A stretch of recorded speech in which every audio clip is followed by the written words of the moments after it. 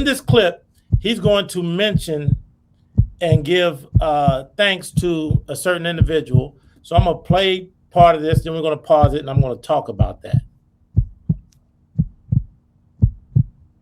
Your Excellencies, ladies and gentlemen, it's my great honor to express my high respect to His Highness Sheikh Mohammed bin Rashid Al Maktoum for having taken the initiative for creating such an important global platform for governments shaping the future.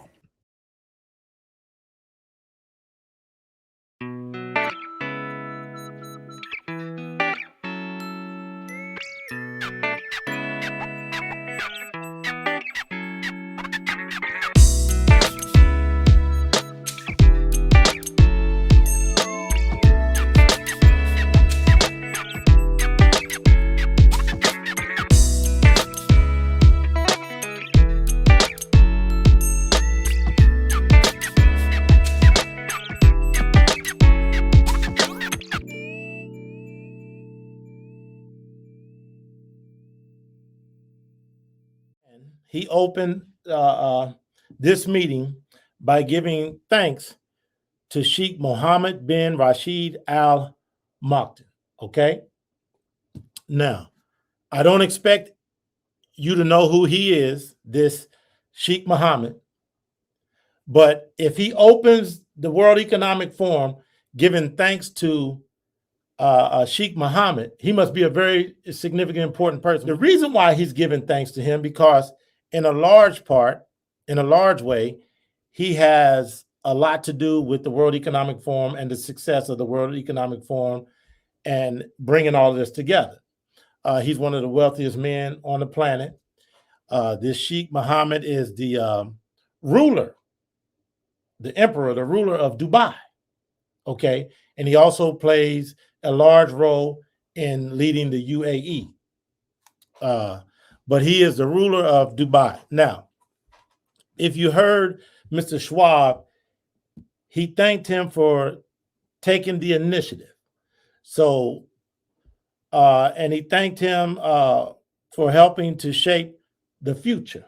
Okay. And these people have taken it upon themselves to shape our future. Now, we don't get any input into that. And that's not the plan, because they have already said on numerous occasions that they are the smartest people on the earth. They believe that without us, the earth that we will destroy the earth.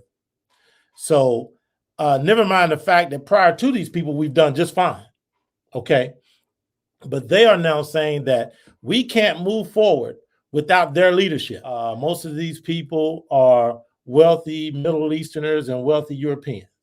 Okay. And of the so-called American elite that are involved with this, they mostly in large part come from the Ivy League. Okay. Hold on. I'm going to play another piece here from Schwab.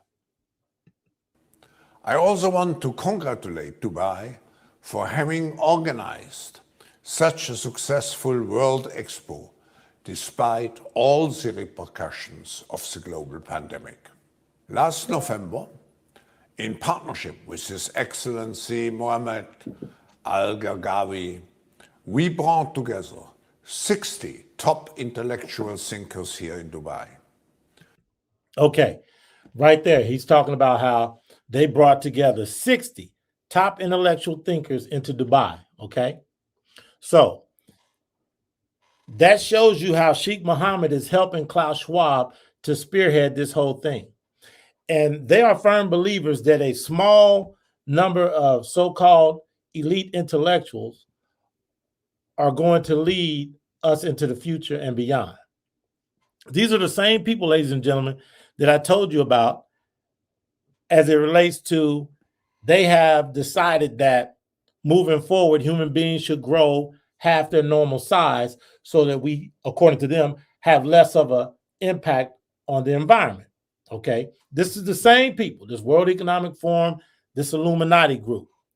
They have taken it upon themselves, unbeknownst to most of you, to do so many things behind the curtain. Okay, so what you see happening now, for example, when Joe Biden came into office, and he waged his war against fossil fuels. And he immediately signed all these executive orders. And as soon as he did that, everything shifted. There was a paradigm shift. Everything shifted from the prosperity and abundance that we were experiencing as a result of Trump's presidency, okay?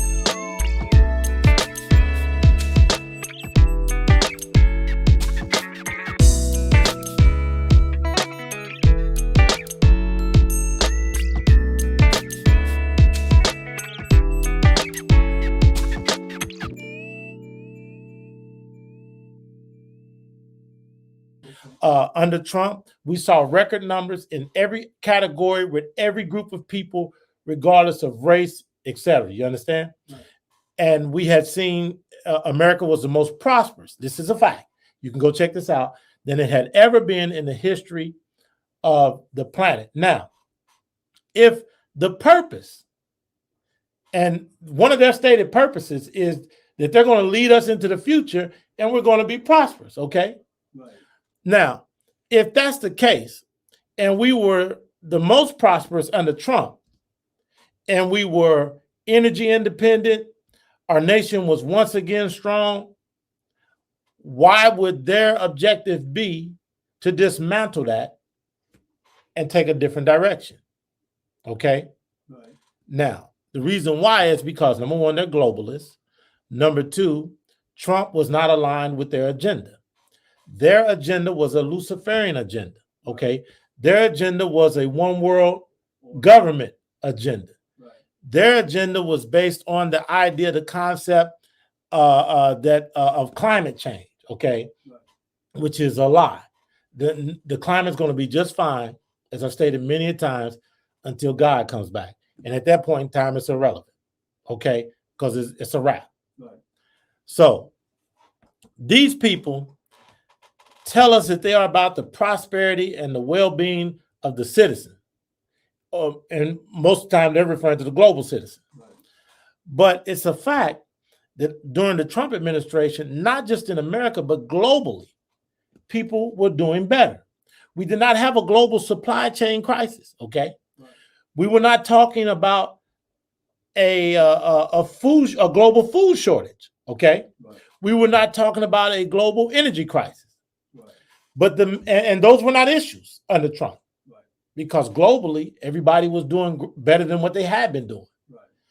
Now, all of a sudden Biden comes in, he implements his dystopian policies through executive orders. Right.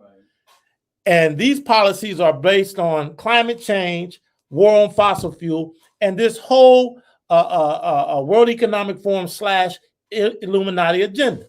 So it should be obvious that they are not looking out for the well-being of the average man and woman in America or globally, because their policies have caused a crash globally. Right. Okay? Right.